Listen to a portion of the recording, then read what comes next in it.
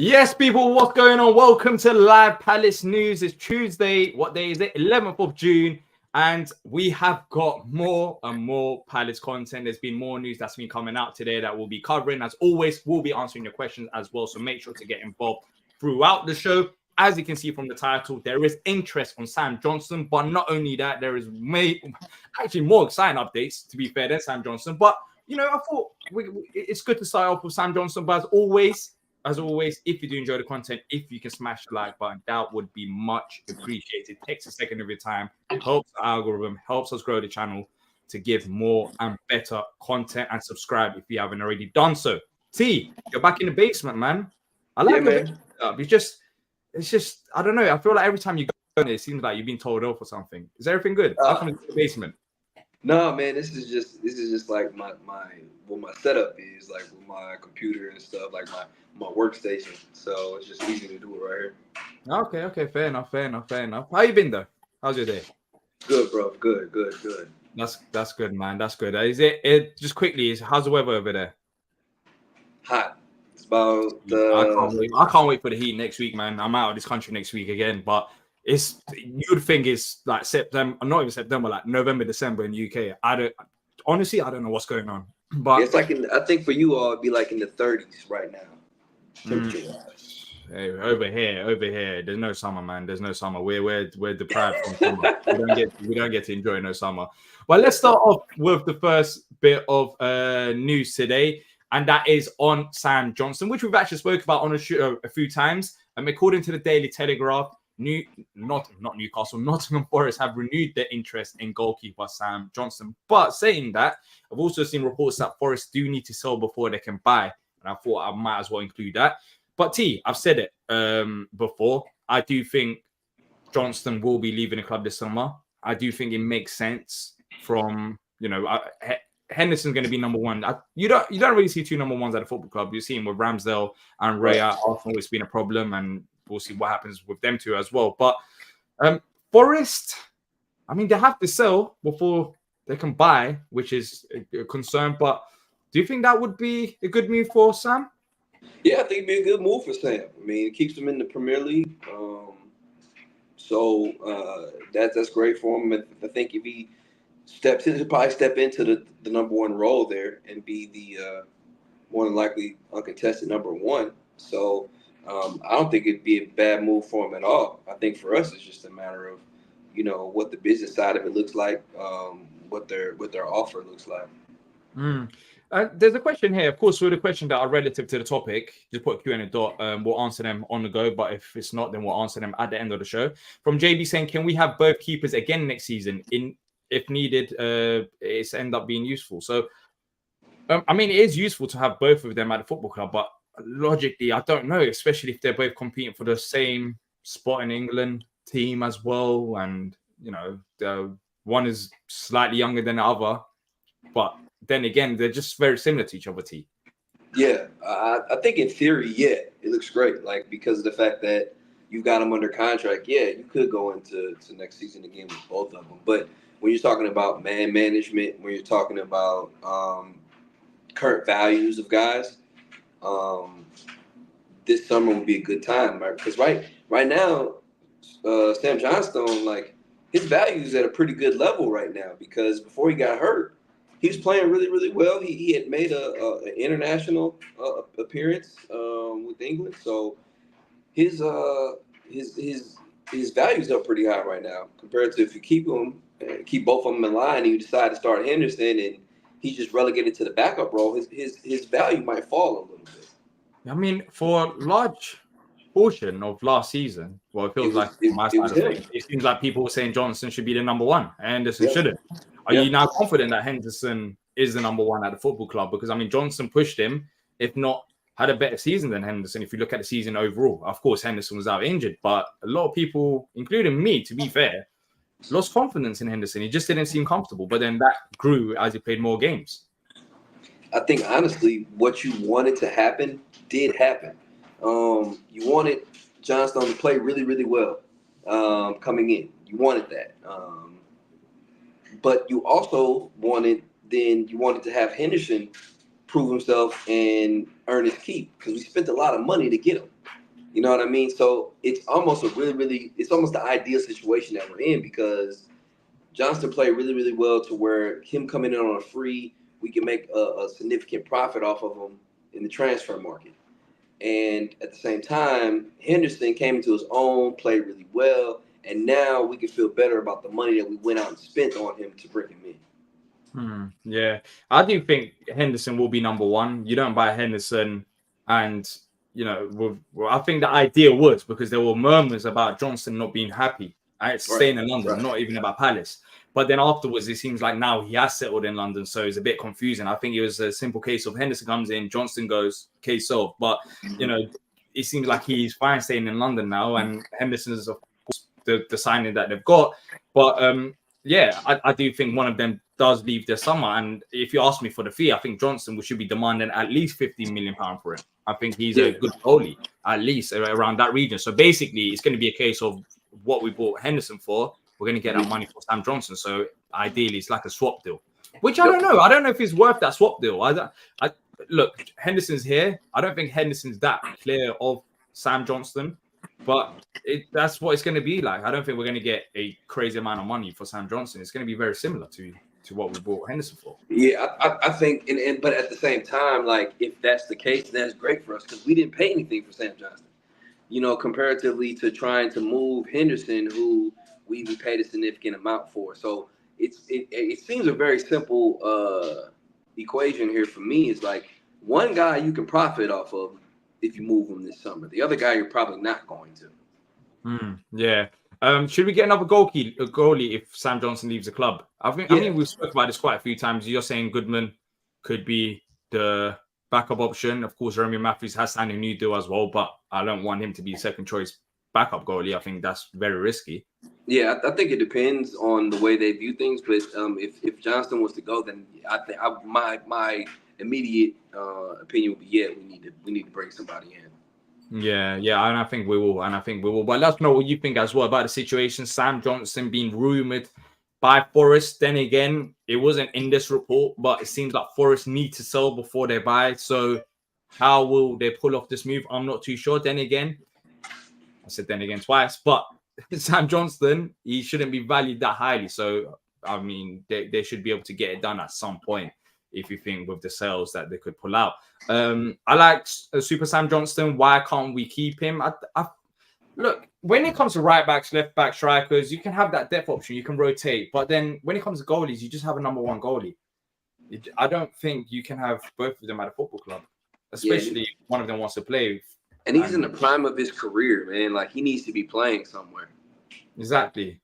So yeah, I just don't see it logically really working. I'm saying Henderson has to be the man for the future. He's younger. Good to see Goodman on the bench.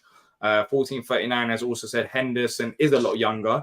That's the only difference. I prefer Sam personally, as his distribution is better, although Henderson's distribution did improve. Yeah, it has improved 100%. Henderson had a few concerns about distribution, which I think is going to be important under Glasner, but it seems like it has improved.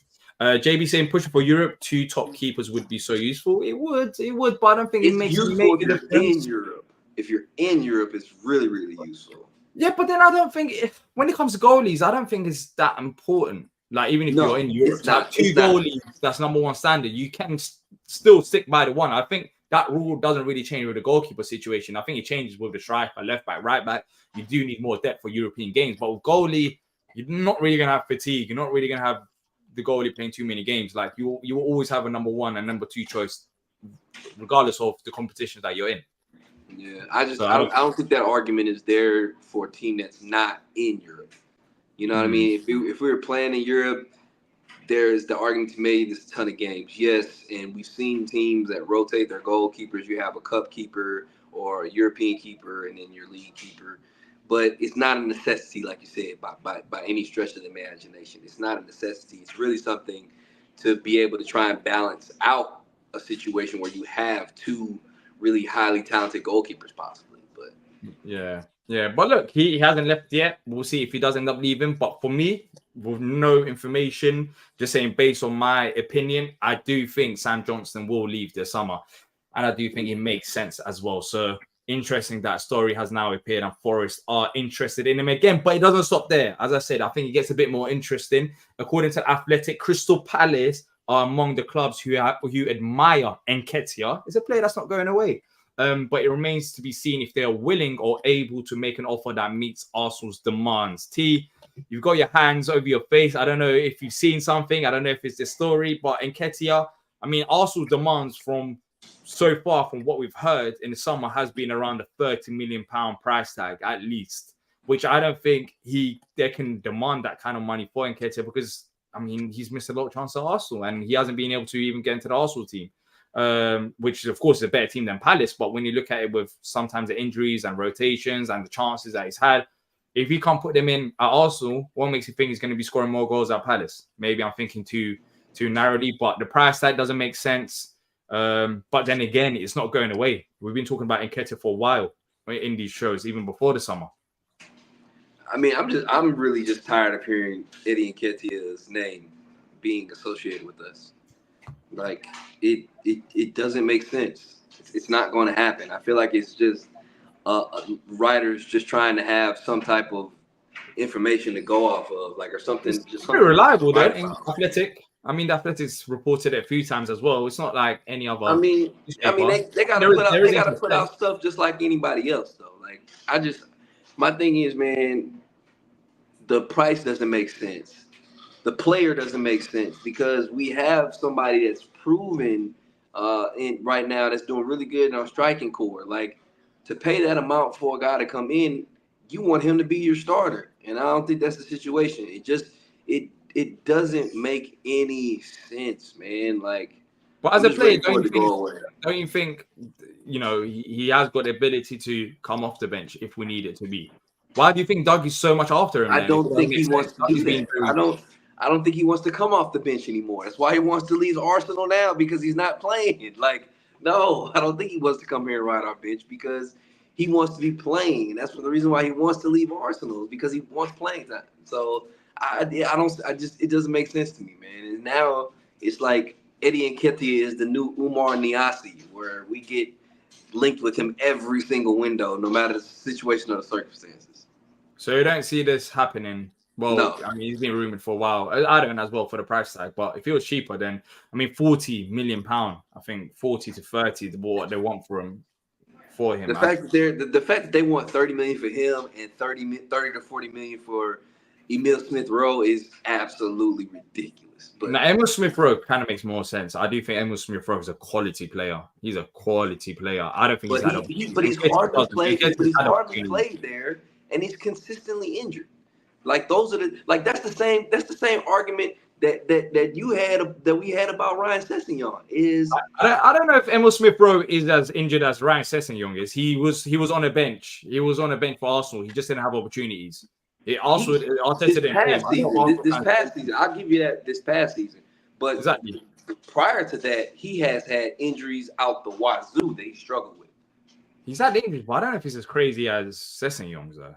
I don't know. I have to check it out. I'll check it out now. But yeah, I would take Emile Smith-Rowe 100% at the football club. But that's if someone leaves. I think he's an amazing talent. And so, but you pay 30 to 40. Would you pay 30 to 40 for him? Yeah, Emile Smith-Rowe, yeah, I would. Not Nketiah, though. I wouldn't pay for Nketiah. Emile Smith-Rowe, I do believe in his talents. Like, I think he's a very good footballer. But look, people are saying Nketiah's like having Eddie Part 2, but it just doesn't go away. Now the Athletics saying, it just depends on the price tag. I don't see it happen personally, but yeah. Me either. I don't see it. There must be some type of interest from Doug Friedman. And yeah, he's working hard, man. He's working hard for it. But moving on to the next bit of news that is on Michael Olise, and this coming from David Ornstein. So he said a development in the recent days has been that interested parties have been advised to strike a deal with Palace before attempting to agree a deal with Olise's camp.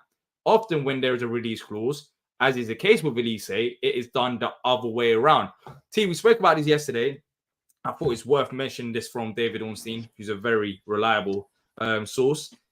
End of the day, this is not going to be easy for whoever wants Olise because we don't want to sell him. But Ornstein saying that Not it at all. will have to be agreed with Palace before Elise, which normally doesn't happen. That's why I am confident that Elise will be remaining at this football club unless a serious club like City or PSG comes in and says, we will pay this much up front. We're going to get it done. That doesn't seem like the case. Two clubs that are mainly interested so far has been Chelsea and United. So I think when it comes down to Elise, for Paris fans, this is a positive news. A news that kind of we already know, but it kind of feeds into our belief that he'll be remaining at this football club past this summer window. Yeah, I think it's just at this point, man. To be honest, I think it's just talk, and I don't think it's gonna happen, man. I mean, it was complicated for a reason before. It's even more complicated now for a reason, and the teams that we're hearing aren't in the situation to even really go after them like that. So, I mean, I honestly, I'm not worried about the whole Elise thing at this point. Yeah, well, Ornstein saying that there needs to be an agreement before with Palace before with Elise, and it doesn't work like that normally. So yeah, I guess that's Steve Parish masterclass in terms of I don't know what's in that clause. No one really knows. Some people saying Champions League, some people saying a few other things we don't know for fact, but we do know that it will be complicated and it's not as straightforward as people make it out to be. Tim saying, I love that Palace set it up to work a deal with Palace first, and then those offers get presented to Michael and his reps. Harry saying Elise news is BS. I don't know which news you're talking about. There's a lot of news about Elise. Arthur saying, went with nothing with Palace players. How's it going down in the Championship? Will be my response to you. Older Bear saying, Elise rumors gave me an Nijram. I can't even pronounce this, bro. I've got a headache. I've got a headache, man. Palace 14-39 saying Michael Elise runs down the wing for me. But yeah, I don't think Elise is leaving. I don't think Elise is leaving. And the Ornstein thing kind of fits into that. Eva saying Chelsea wants to pay £50 million. I mean, you're not getting it for £50 million. So it doesn't matter about what they want to pay for Elise. So I don't really get it. But they'll try to twist his head. He's smart. He knows the right move. One more year at Palace. Let's see what we do. Next summer, you can leave. That's the trade. I'm not saying Elise will be here forever. I don't think any Palace fans are saying that. But yeah, let's actually see what happens with the Elise side of things. But another positive news, anyways, from Ornstein. Worth reading out. Now, let's move on to the next bit of rumor today. And that is not rumor, actually an announcement. Is that Kofi Balmer. He has left the club on a permanent transfer to Motherwell. Subject to international clearance, so he's officially left. T, we mentioned him this week, or no, not this week, last week. We mentioned him last week. One of those players, academy players, looking to leave. He'll be leaving the club in July, joining Motherwell. What I have to say is, best of luck to him. I'm not upset. Just a sell-on clause. Just a sell-on clause, exactly. See, I stand with the sell-on clause. It may not be 5 or 10%. But apart from that, I don't think anyone's got major complaints, right? Until you go to Motherwell and then gets a transfer to Barcelona, and then all Palace fans start crying about why did we sell him in the first place. Yeah, and I mean, I think it's one of those things. I mean, he was Asian out. Like, I think he's 23 now. So he was very much like in that situation where, hey, man, something's got to happen. And, you know, they don't see him breaking into the first team. So you got to make a move for him. Goes to Motherwell. They said that it was a minimum fee. So I'm guessing that it was, you know, sub 500. Yeah, sub 500K probably. Might be less than that. You never know. Might even be less than that. So yeah, I don't. With the fees, it's just speculation right now. But he's gone for nothing, basically. That's what it is. So and best of luck to him. To be fair, he won't be the first one that we talk about as well. But yeah, let's see. Eva saying, I can't remember the last time a Crystal Palace player went on loan and played for Palace. C. O'Brien. Very good. Like went on loan and then eventually comes back and becomes a part of the team. Yeah, no one has. Have they? Plange hasn't. That I can think about. Nobody of recent. Nobody of recency. It's been more of like academy players that are not close to the first team that we sent out on loan. Yeah, I guess it's a fact that you send those young guys out on loan to see if they can hack it, if they can do it at a certain level, and you know, None of them have really done enough to come back and be a part of things. Yeah. Olise next season with Glasgow would make a lot of sense for him and the club. Win-win for everyone. And Monty saying we are the talk of the town. Yeah, we are. We are. And shout out to everyone who tuned into the Talk Sport stream yesterday. I was on there for a bit. Well, I was on Talk Sport 2 speaking to Darren Ambrose, and then also Talk Sport 1 talking to Flex and Ade Oladipo about Palace. And I told them I'm confident. I am confident that these players are not leaving. And I told that to all the neutrals that, you know, not everyone is going to be leaving. We are not the feeder club that everyone thinks we are, because first of all, go and tell me who have we fed to other clubs like that. So simply, Wan-Bissaka, what? You went to United, great. I mean, there was a reason for that. We built a whole new academy. So yeah, it's not as straightforward as people make out to be. But yeah, so they're a bit shocked, but it is what it is. Daniel saying, do you think Zach Marsh could break into the first team? Eventually, possibly. Mm-hmm. I mean, I think they'll probably do him similar to how they did Ola Adebayo. They'll probably give him the first half of the season to be in the U21s, and then if he's firing on all cylinders like he has in the past, then maybe he gets a loan in the second half of the season. Um, he did have an injury, so interested to see how he comes back from that, because he had an injury that ended this season. So interested to see how he bounces back from that injury too. Look, if you have any questions, we're going to go on to the questions now. That's all the reports today. If you're just joining us now, make sure to go to the start of the show where we talk about Olise, positive update on him from David Ornstein, Nketiah, and Sam Johnstone, of course, and more. So make sure to check that out at the start of the show. We're going to move on to the questions part of the show now. If you have any questions, put a Q and a dot before it. We'll answer them before we do wrap up. Actually, let's talk about quickly before we talk about questions. Good point. Patrick Vieira came out to talk on Palace. Pretty sure you've seen the quotes, T, have you? Mm-hmm. So I've seen the quotes. I've watched some of the snippets too. Yeah. Yeah. So let's if there's any questions, send them through. We'll pin them, and then we'll if there isn't, then we'll go through what we have now. Whilst we talk about Vieira quickly, he was he kind of did admit his mistakes, kind of as well, about maybe not having an experienced coaching staff, which it seems like was a problem at Palace. But they also felt very upset by how he was treated at Palace. Do you understand where he's coming from? I mean, I was very upset at the time that he got sacked as well, based on the amount of games that we had upcoming, and I thought maybe we could win a few of these games and stay up in the Premier League. But then again, Eze was out form. Yeah, he's had problems with Eddie as well, so it wasn't all great. What did you make of his words on the overlap? I mean, there was some pieces that made sense as far as why he felt the way he felt. He seemed like he took a decent amount of accountability. He even said he understood why they got rid of him during the time that they did, at the time they did, which was interesting to hear. Um, it didn't seem like he was, like overly, I guess, you know, upset or surly about the situation. Um, but he did own up to some of his mistakes, which we all saw.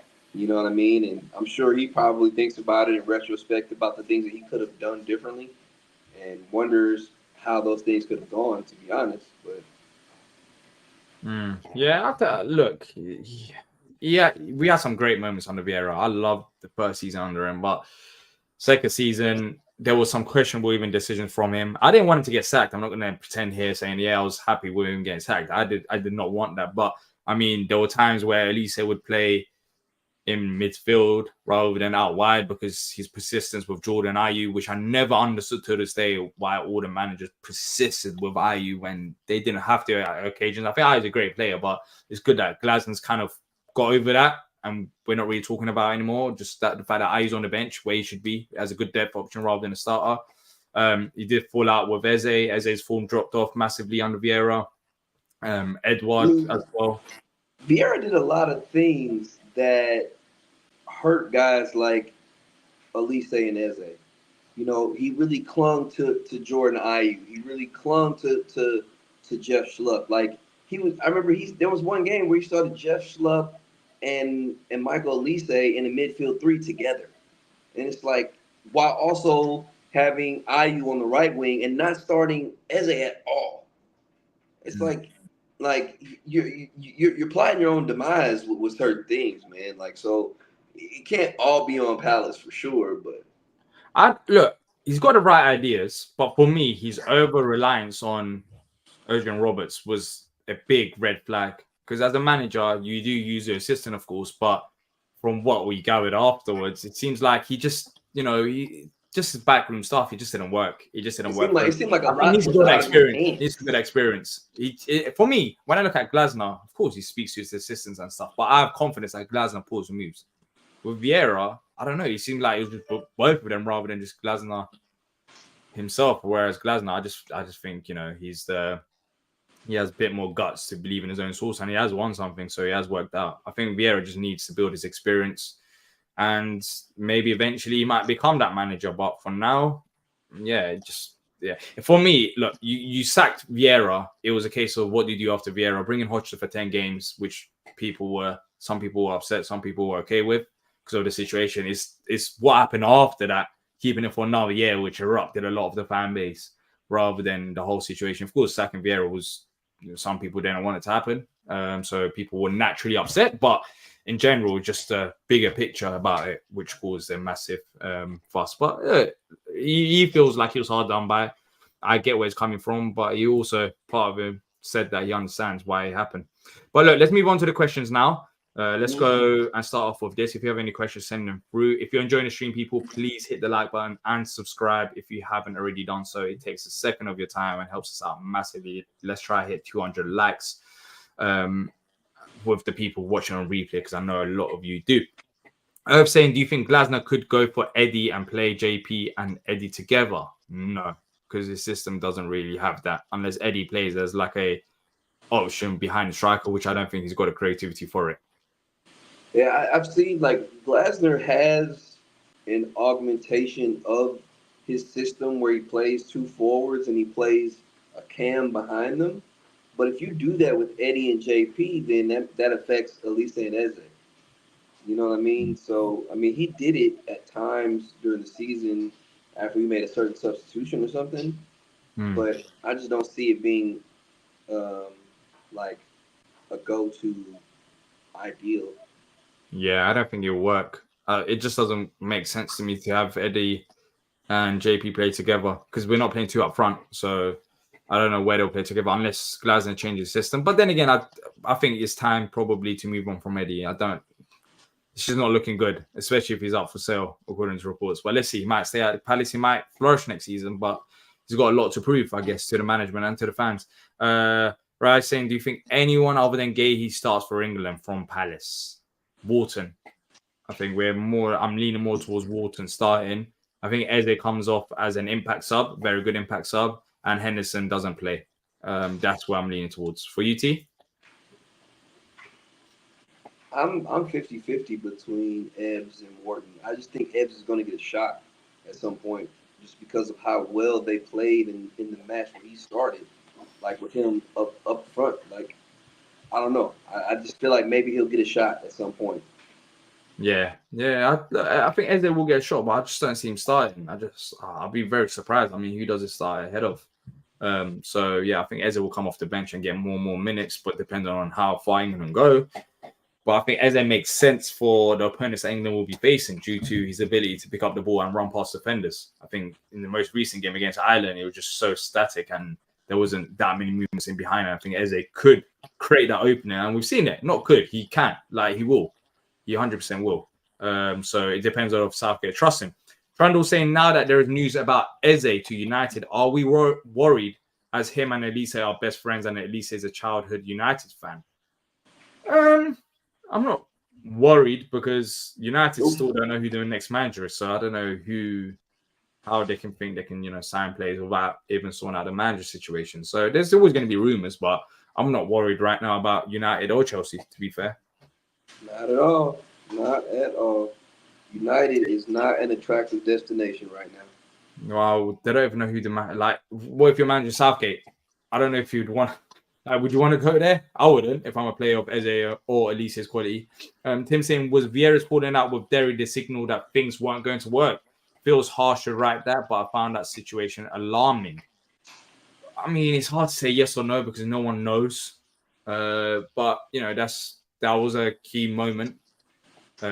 Falling out with Sean Derry. Well, then again, I said it at the time. He has to make these moves. End of the day, when results are not going his way, we're not going to blame Sean Derry or all the other coaching staff. It's going to be on Vieira, which that was the case. So if he feels like Sean Derry isn't what he wants and he has to make that decision, then fair enough. He made that decision. It still didn't work out for him, but he maybe could have got rid of more coaching staff and changed a bit more than he should have. So it all depends. I mean, no one knows for 100%, but as I said, I respect this decision at the time, and Sean Derry's at Wolves now, so I'm not really that upset.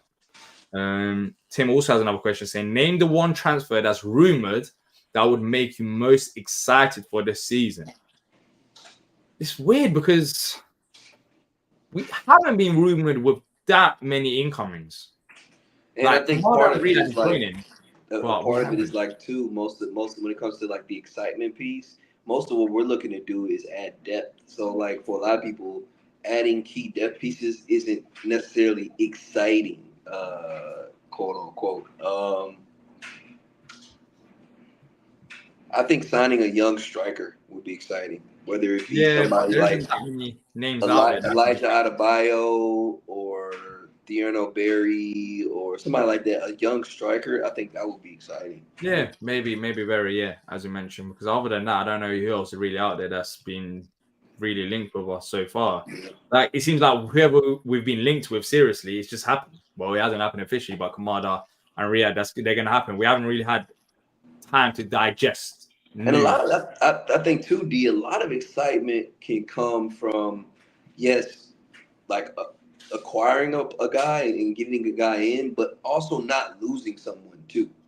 You know what I'm saying? Like, for instance, like, I don't know, Antonio Nusa, for instance. Like, that would be huge to get a player like him through the doors. But we lose a little bit of excitement if that move comes in spite of losing Eze. You know what I mean? Yeah. So it just for me, it's about keeping the players more than anything, and the fact that we're adding to that depth already is positive. It's positive. I'm not asking for much. I'm just asking for depth improvements. As long as we can improve that, then that should be fine. This question: are Turkey the dark horses for Euros? No, we're not. Stop saying that every single Euros because you lot keep doing this. And we end up being like the biggest disappointments. They're not the dark horses for the Euros. And yeah, just leave that. Put that tag on Scotland or someone else in the Euros, Denmark, not Turkey. We've been here, we've done that. We're not doing that again. Yeah, we're not doing that again. Yesterday, to be fair, we lost against Poland, last minute goal, but it wasn't even second half. I mean, Poland without Lewandowski. Yeah, well, he started the game. He was there in his first goal. But yeah, for the last majority of the game, he wasn't there. You are right, but Turkey's weird. You never know what to expect from Turkey. They got a lot of talent in the team. We didn't start our strongest 11 yesterday, but defensively, there's a lot of questions. But yeah, we are not dark horses. We are there. We are bright. We're there. We're no horses. We're just a team. We're just a team that's going to be participating. You're not dark horses. You're just horses. Yeah, we're just horses. We're just horses. any kind of horse, the most regular horse that you can get out of there. I'm not. Then again, there is a bit of excitement there because it's Turkey and we have got some good players, young players. But yeah, we'll see what happens. By the way, people, also I forgot to mention, from now onwards, we'll be doing the shows at 7 p.m. UK time, as we've been doing the past few days, anyways. Rather than at 8 p.m. So even when the Euros start, after the second game of the Euros is finished, we should be here live if there is any news. So you can combine Euros and Palace at the same time. It won't be too late. And if you're watching replay, you still got a bit of time to watch it back as well. So 7 p.m. UK time. Keep that checked in your calendar for Palace. Do it all for you guys. It will be here still during the Euros as well, which I'm sure there'll be news during the Euros. So yeah, we'll be here as normal. And Chad is saying there's this player called Strand Larsen, 6'5", strong, Norway, playing in Spain. He's not Haaland, but he's got something. Could it be a young prospect for us? I've not heard of him, so I've heard the name before, but I really don't know much about him. Yeah, I've heard the name though. I have heard the name. Yeah, I don't know much about him. We haven't been linked to him as well. So yeah, exactly. Let's see what happens. But look, people, we're gonna wrap it up here. But if you have enjoyed the show, as you can see on the screen, if you can hit the like button to get 200 likes, that would be much appreciated. As always, thanks to every single one of you that's joined us live for the show, that's watching on replay. We'll be back tomorrow if there is any other updates. As always, turn on the notification bell and subscribe to not miss out on the content. That's it from me and T. And until next time, up the Palace. Up the Palace.